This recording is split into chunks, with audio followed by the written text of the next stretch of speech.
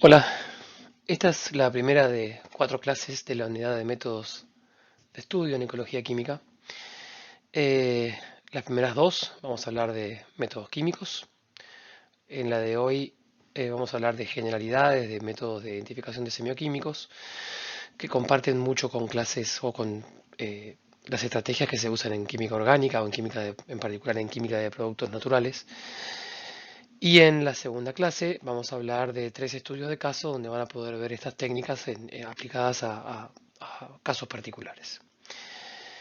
Luego van a haber 2 clases donde vamos a hablar de métodos biológicos y van a ser dedicadas a bioensayos, también en la primera clase con generalidades y en la segunda en un formato más taller, donde van a ver, van a como diseñar, digamos, frente a una pregunta, una problemática particular, van a diseñar entonces algún bioensayo para usar.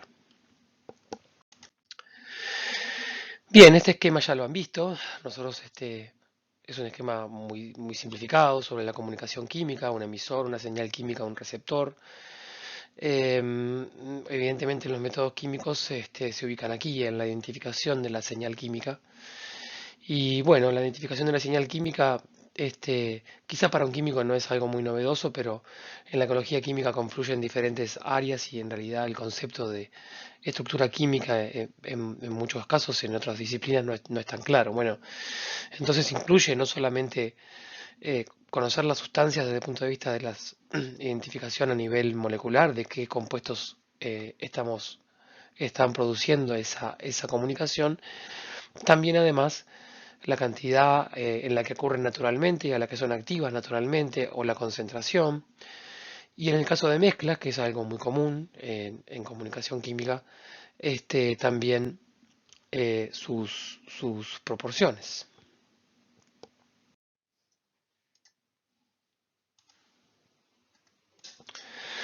Entonces veamos cuáles podrían ser las etapas características de un proceso de identificación química de un producto natural activo como una señal química. Eh, que seguramente sean bastante familiares para ustedes, ¿verdad? Una extracción de lo que nos interesa a partir de una matriz biológica en la cual está ubicado. Una purificación o una separación de este compuesto o estos compuestos implica aislarlos o separarlos de otros compuestos de esa, también presentes en esa matriz y que pueden haberse extraído juntos. Una forma de visualizarlos o de detectarlos, de cuantificarlos, tenemos que poder visualizar lo que nos interesa de alguna manera por diferentes técnicas y diferentes estrategias para poder identificar estructuralmente qué son esos compuestos, en particular en las cantidades en las cuales podemos obtenerlos, que en general son cantidades mucho menores que las que se utilizan, por ejemplo, en química orgánica sintética. Por último, este paso, que no es un paso en realidad de ecología química, pero que es un paso muchas veces clave, es la síntesis o la adquisición de estos compuestos identificados, que en muchos casos son comercialmente disponibles, con lo cual se verifica de alguna manera la identificación realizada, porque se compara entonces la actividad biológica en ese proceso de comunicación que estamos estudiando, la actividad biológica del compuesto natural versus el compuesto sintético. En estas etapas entonces confluyen distintas estrategias que pueden eh, ubicarse en 2 grandes grupos. En la parte de purificación y separación, muchas estrategias que se involucran en esta gran área que es la cromatografía, o gran técnica que es la cromatografía en gran cantidad de versiones. Eh, y en la espectroscopía, en particular en la parte de elucidación estructural. A su vez, en la detección y cuantificación de compuestos se utilizan también técnicas vinculadas a ambos procesos, cromatografía y espectroscopía. Un concepto que está bueno aclarar, que quizás lo tengan claro, cuando uno habla de purificación eh, o de separación, a veces se está hablando en el caso de purificación de una escala preparativa, y la escala preparativa quiere decir que uno tiene una mezcla de productos naturales, por ejemplo, los separa, pero los separa en forma tal que obtiene los compuestos puros en una cierta cantidad.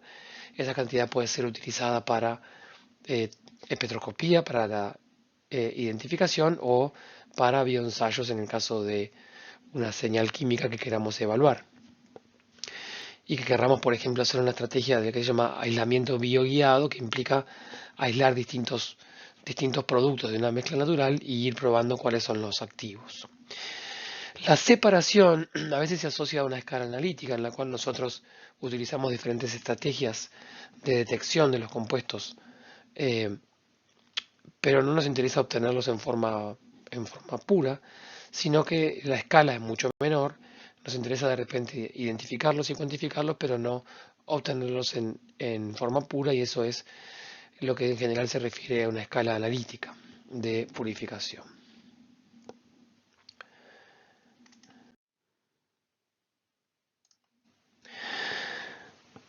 Uno en realidad no puede hablar de métodos de extracción característicos porque en realidad depende de con qué estamos trabajando. Puede ser compuestos defensivos que están en la hemolinfa de un insecto, compuestos defensivos de una planta que están en la hoja, en el tejido, en el parénquima de la hoja. Pueden ser compuestos que uno puede obtener en forma más purificada porque están en los pelos glandulares, que pueden ser tanto de una superficie de una planta o de un insecto. Pueden ser compuestos florales, pueden ser volátiles florales, es decir, que la diversidad es tan grande que no es que uno pueda hablar de una estrategia característica. Sí hay un aspecto que es importante considerar y es general, y es que es muy importante guardar información del estado de la muestra en su más amplia información posible. Por ejemplo, para una planta, si se encuentra que las hojas están comidas o no, es muy importante. Ustedes ya saben que la química cambia. En la época del año, el estado de una planta, si está en floración o está en estado vegetativo, tantos aspectos que de repente no son tomados en cuenta, pero luego cuando la muestra se procesa, ya se pierde esa información, y eso hace que entonces que se pueda perder información valiosa en cuanto a la química que vamos a encontrar en esas muestras. Entonces, empecemos por algo que podemos considerar, bueno, semiquímicos no volátiles. Y vamos a discutir algunas técnicas de extracción y purificación generales desde un lado muy general. Eh, para empezar, bueno, se trabaja o con organismos enteros o con disección de partes, o si trabajamos, por ejemplo, con compuestos que son en pelos glandulares, vamos a tratar de, en vez de extraer toda la planta, lograr obtener esas secreciones en particular, lo mismo con un insecto. Em, Pero o sea, si se puede hacer ese tipo de extracción de partes, se va a obtener siempre un extracto con menos impurezas. Se trabaja con organismos enteros porque la muestra está simplemente en los tejidos del organismo. Bueno, se trabaja con más impurezas, y ahí es donde aparecen entonces, son importantes procesos de limpieza que en algunos casos son previos o pueden ser posteriores, y que de alguna manera van como simplificando el extracto. Por ejemplo, el descerado de una planta es algo característico. Se le saca la parte exterior, la cera epicuticular, si esa parte si esa parte de la química de la planta no nos interesa. El secado es una estrategia bastante común, en particular en química de plantas, porque se elimina el agua, por ejemplo, hasta peso constante a 50 grados, y luego eso permite trabajar en forma más práctica con solventes orgánicos. El molido, el congelado, el liofilizado, y acá nos vamos aproximando a estrategias un poco más modernas en las cuales incluso se puede congelar in situ el material cuando uno va al campo a colectarlo. Esto pasaba a ser más posible en los últimos tiempos porque las técnicas analíticas requieren cada vez menos material.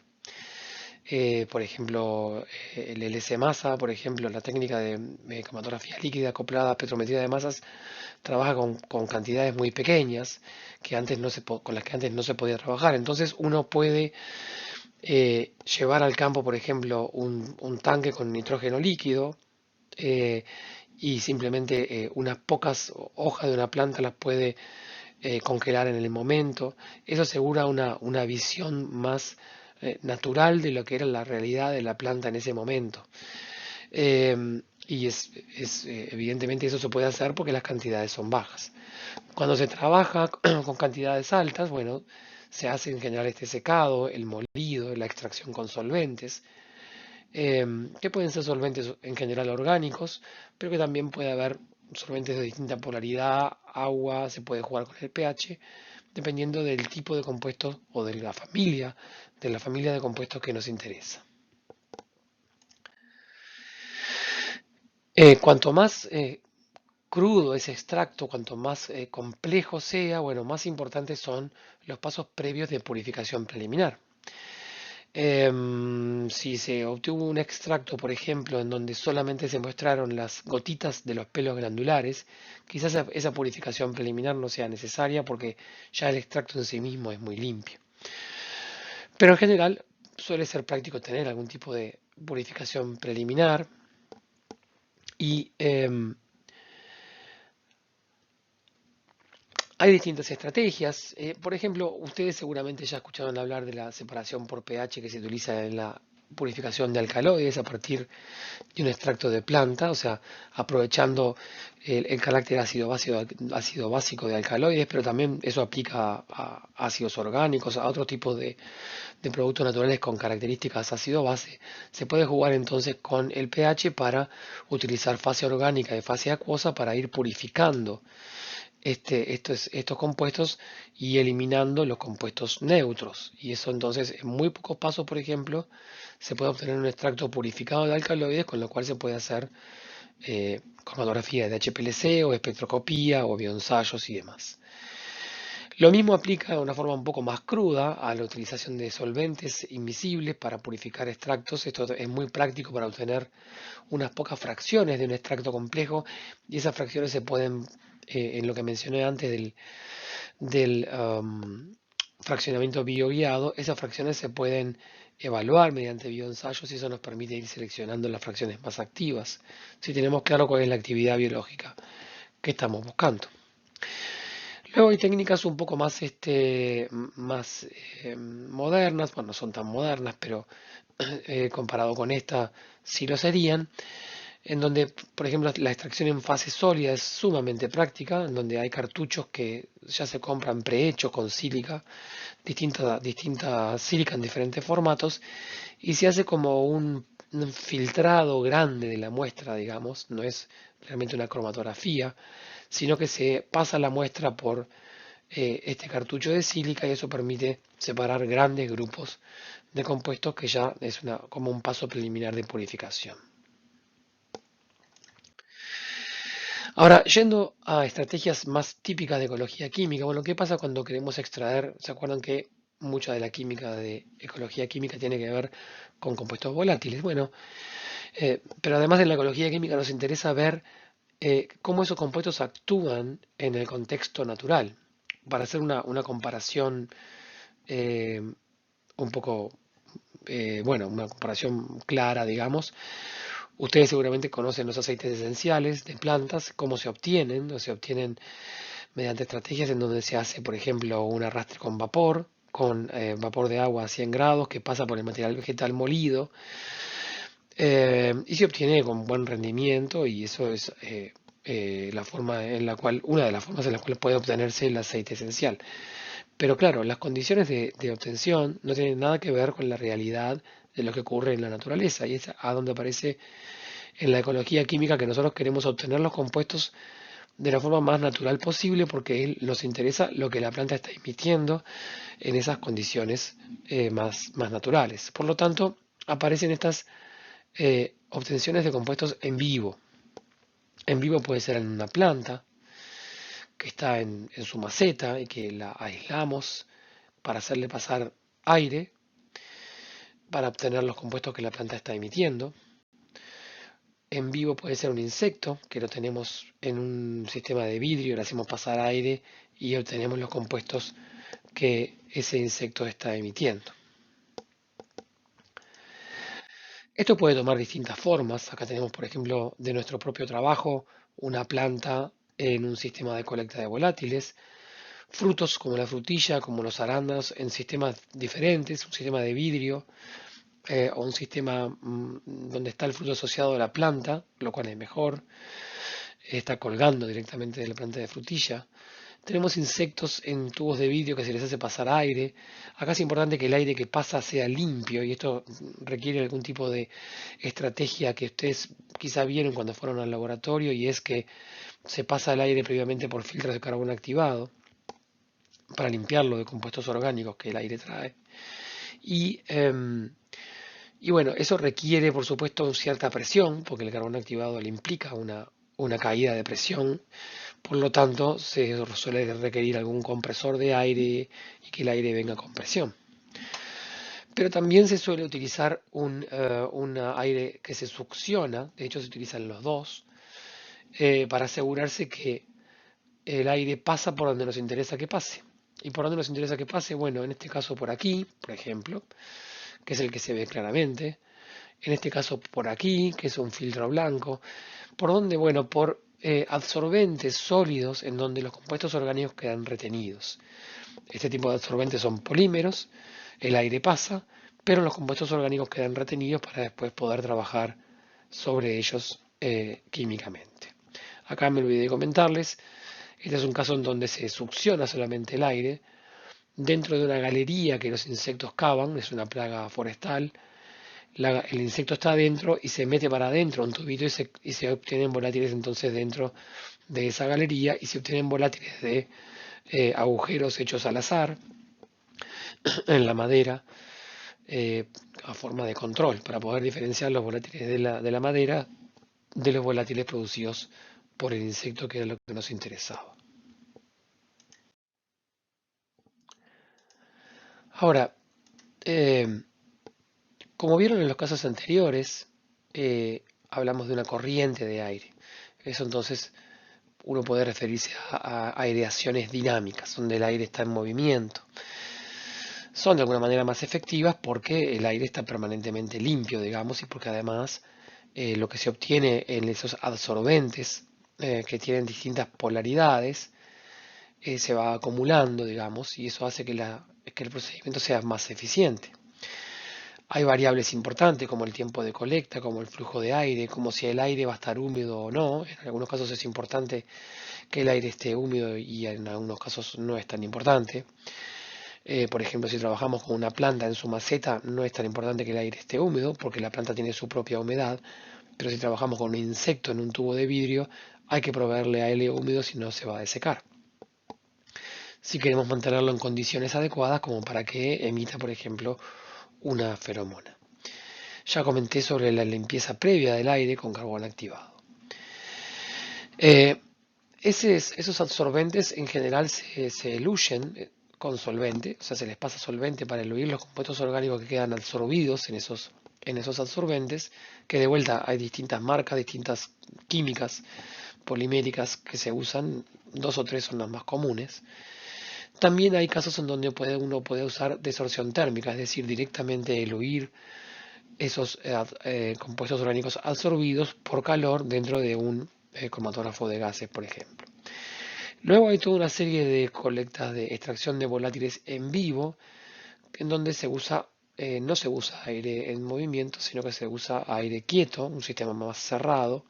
En general se habla de una colecta de headspace. Headspace sería entonces el espacio de aire que está arriba alrededor de una muestra, digamos. Acá se muestra una muestra líquida en un recipiente, pero acá perfectamente podría haber una muestra natural, una planta o lo que fuera, en donde se está conectando del headspace.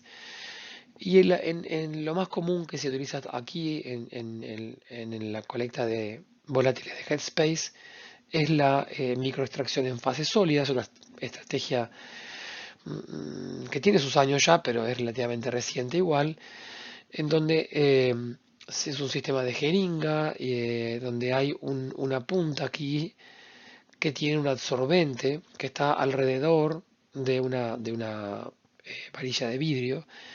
Eso se expone entonces, y los compuestos volátiles que están naturalmente en el headspace van a establecer un equilibrio. Acá hay una diferencia importante con el método anterior de aire dinámico, que aquí en el aire en movimiento nunca se establece un equilibrio. En el aire, en la colecta por SPME sí se establece un equilibrio. El tiempo también es importante, pero luego de que se estableció el equilibrio ya no va a aumentar la eficiencia de la obtención. Y, em, y bueno, esto tiene una ventaja y es que se puede directamente inyectar en un cromatógrafo de gases sin la utilización de solventes y por eso es un método bastante utilizado, aunque tiene sus problemáticas también. Como en todo equilibrio, la temperatura es clave, o sea, es importante para que sea reproducible utilizar una temperatura mucho más controlada que en las estrategias de aireaciones dinámicas. Bien, hablamos entonces de extracción, hablamos eh, algo de purificación, por lo menos las etapas previas de purificación. Vamos a hablar ahora de las etapas más finas de purificación y separación que involucran a la cromatografía. Em, cuando uno piensa en cromatografía, bueno, la mayoría de ustedes tienen un concepto bastante claro de cromatografía, pero como yo doy estas clases también para estudiantes más vinculados a la agronomía o vinculados a la biología, a veces utilizo esta analogía que me gusta y que, bueno, capaz que les sirve para algo, quizá para explicarle a alguien el concepto de cromatografía. Seguro ustedes si han viajado en esos aeropuertos que tienen trayectos muy largos de un lugar a otro, quizás se encontraron con estas cintas transportadoras larguísimas que a uno le permiten ir descansando y moverse igual. Eh, o sea que estas cintas se mueven en forma continua y desde el punto de vista de la cromatografía podemos hacer la analogía de la fase móvil de la cromatografía.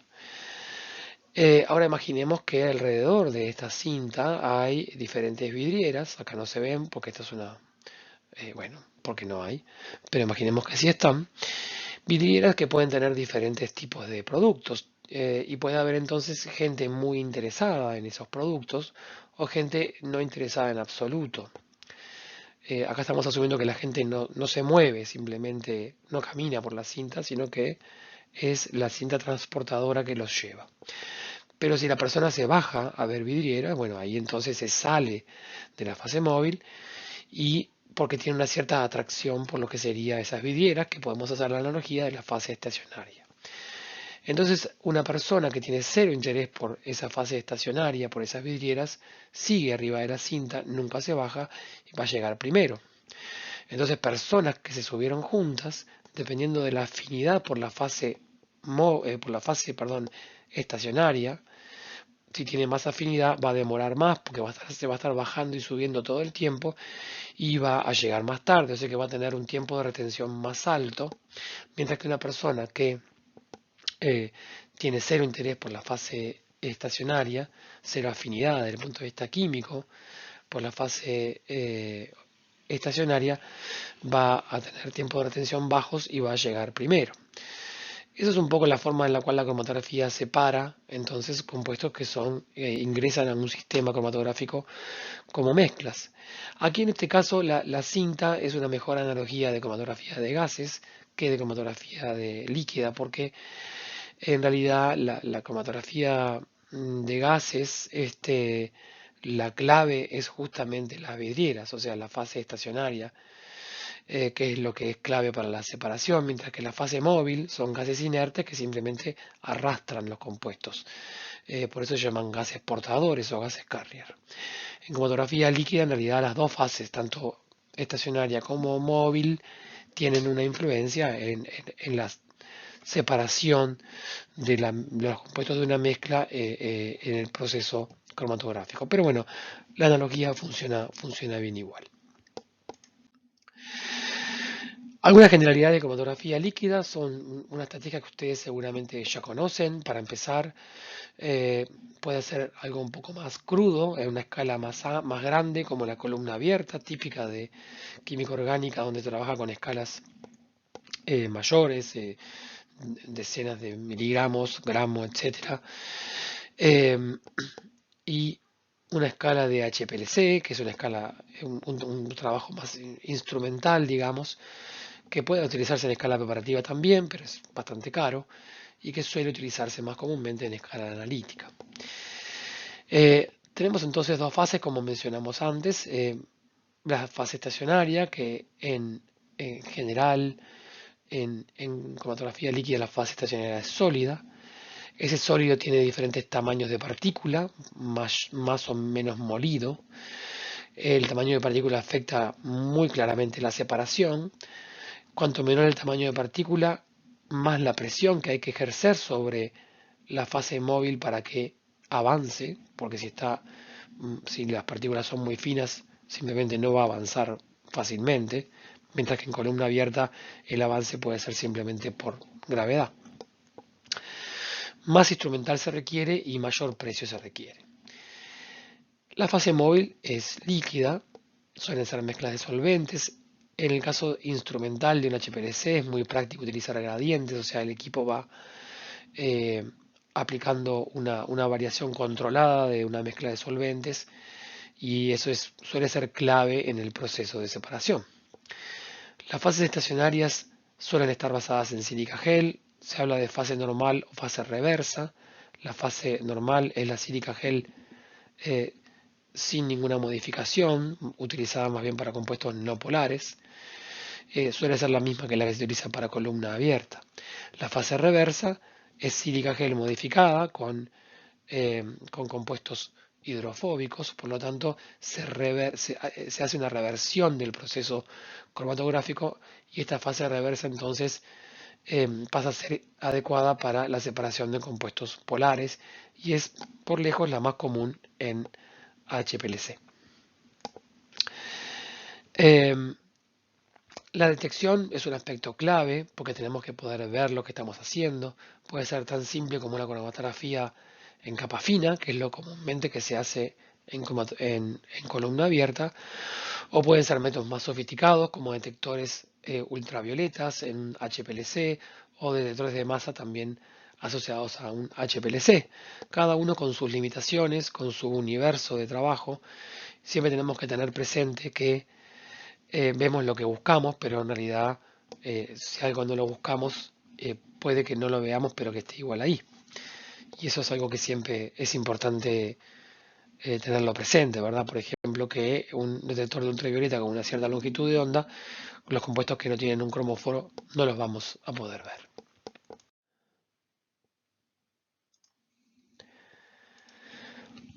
Bueno, aunque veíamos recién la técnica de columna de cromatografía líquida o HPLC, cada vez gana más importancia en ecología química porque los equipos, en particular de HPLC masa, siguen continuamente reduciendo el precio y son cada vez más accesibles, quizás no para instituciones como la nuestra, aunque hay algunos.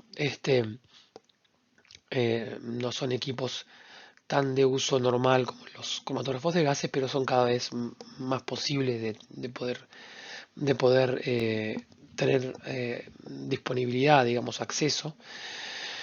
Y para compuestos relativamente polares, como defensas químicas de plantas, por ejemplo, en muchos casos, son muy prácticos.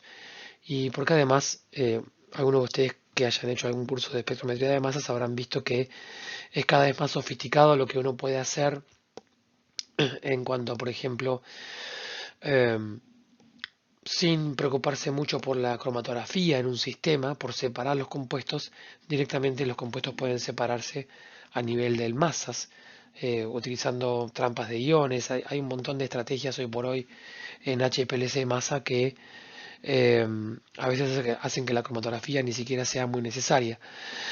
Pero aún así, la cromatografía de gases, que es lo que vamos a ver ahora, sigue siendo por lejos la estrategia más común de uso en ecología química porque permite analizar mezclas complejas, muy complejas, de compuestos volátiles. Recordamos de vuelta que la mayor parte de la ecología química trata de ecosistemas terrestres, por lo tanto, mucho de la comunicación química ocurre por compuestos que son aerotransportados entre el emisor y el receptor. Eh, entonces, y además porque sigue siendo un equipo, es un equipo accesible para grupos pequeños de ecología química, como por ejemplo el nuestro, y permite a uno tener acceso a un equipo propio para poder trabajar. Bueno, Seguramente algunos de ustedes tienen muy claro en qué se basa un cromatógrafo de gases, pero tiene algunos componentes básicos, valga la redundancia, como un inyector, en donde la muestra se inyecta en general en forma líquida, es decir, con un solvente. No necesariamente, pero es lo más común. Se habla justamente de inyección líquida. Hay otras formas de inyección, como les comentaba antes, del SPME, en donde no es una inyección líquida y eso tiene algunas ventajas también. El inyector está a alta temperatura, por lo tanto todo lo que se inyecta se va a volatilizar.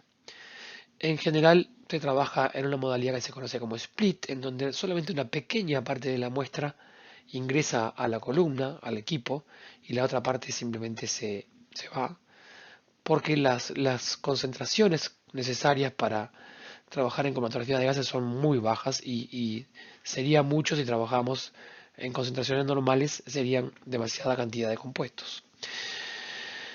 Sin embargo, en ecología química muchas veces se trabaja con cantidades muy pequeñas, como en el caso de feromonas, por lo tanto uno puede trabajar con la modalidad splitless, que en nuestro caso es la más común, en donde toda la muestra inyectada y volatilizada en el inyector pasa a la columna. La columna es un rulo, típicamente de unos 30 metros de largo, que está dentro de un horno y el horno es muy importante porque el horno tiene una capacidad de hacer un cambio de temperatura muy controlado y muy reproducible y ese cambio de temperatura es clave para la reproducibilidad de una separación.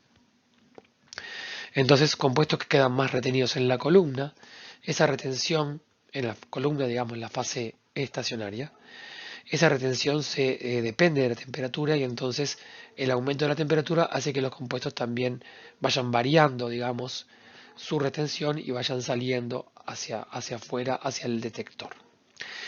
Las columnas es una parte importante del sistema cromatográfico de GC porque hay diferentes químicas de fases estacionarias. Hay una enorme variedad, pero en realidad las más típicas son tres o cuatro que con esas uno puede trabajar con una gran diversidad de compuestos. Y luego tiene que haber alguna forma de poder visualizarlo separado.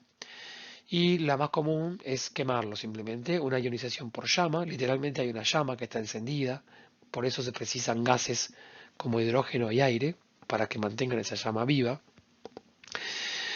Los compuestos orgánicos se queman, pero cuando se queman no es una combustión completa que generaría CO2 y agua. O sea, sería una combustión completa que daría productos neutros, sino que es una combustión incompleta que genera iones. Entonces, esos iones se miden como un voltaje, una corriente, digamos, una diferencia de potencial a nivel detector y un pico que nosotros vemos, estamos viendo en realidad una corriente porque se están quemando esos compuestos orgánicos. Por lo tanto, cualquier compuesto orgánico se quema y es un detector muy universal.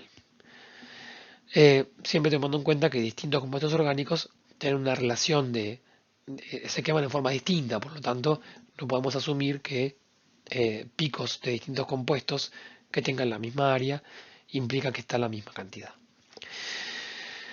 El otro detector muy característico en ecología química o en general en química analítica es el espectrómetro de masas, que es una masa muy simple en cuanto a su tecnología comparada con los espectrómetros de masa que se utilizan hoy por hoy en otras áreas, pero que proveen información estructural clave basada en la ionización electrónica y la utilización de bases de datos que, bueno, vamos a ver en la clase que viene algún ejemplo de cómo pueden usarse. O sea que provee información no solamente cuantitativa, como provee la ionización por llama, sino también información estructural muy importante. Aquí es donde en muchos casos la ecología química tiene que parar porque no se obtienen cantidades que pueden llevar, por ejemplo, a separar compuestos y hacer espectrometría de resonancia. Entonces, en muchos casos el espectro de masa es lo mejor que podemos tener y eso limita en muchos casos hasta dónde se puede llegar. Y por eso a veces el disponer de estándares sintéticos permite confirmar, justamente por la imposibilidad de hacer resonancia, permite confirmar una estructura tentativa por la cromatografía y la espectrometría de masas dan el mismo resultado. Luego hay un detector que van a ver en las clases en la primera clase de bioensayos, que es muy típico de ecología química y exclusivo, que ustedes lo vieron en las visitas al laboratorio, que es utilizar la antena como un detector, la antena de un insecto como un detector olfativo, en donde uno puede visualizar qué es lo que el insecto está logrando detectar.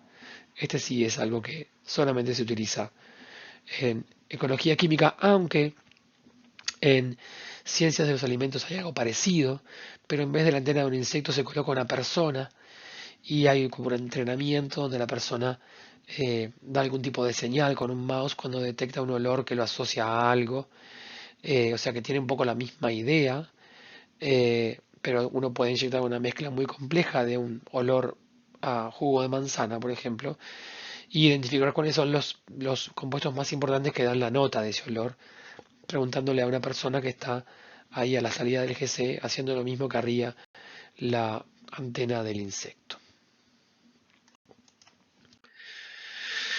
Entonces, los componentes de una cromatografía, de un cromatógrafo de gases, bueno, hablamos de la fase estacionaria, que en el caso de la cromatografía de gases que se llama capilar, no es sólida.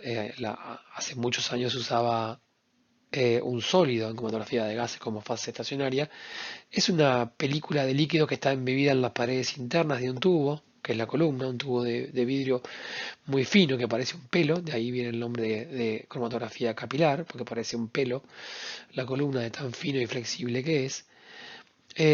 La fase móvil suele ser un gas portador inerte, en general hidrógeno y helio son los que dan mejores resultados, y la separación entonces tiene más que ver con la afinidad por la fase estacionaria, peso molecular y polaridad de los compuestos de interés, y la variable clave es la temperatura de la columna, que es lo que en general es la parte clave de lo que se conoce como el método de separación cromatográfica. En este caso es la temperatura de la columna y cómo va variando a través del tiempo de corrida. Cuando nosotros obtenemos un resultado, esto lo vamos a ver en la clase que viene, obtenemos picos. En este caso, bueno, no viene al caso que es, que tienen claramente diferente área. Y esto provee entonces una forma de cuantificar las cantidades relativas, también absolutas, de los compuestos en una mezcla. Las áreas entonces son proporcionales a la cantidad y uno necesita establecer algún tipo de correlación, en general basada en curvas de calibración que tienen diferentes técnicas, como el estándar externo o el estándar interno.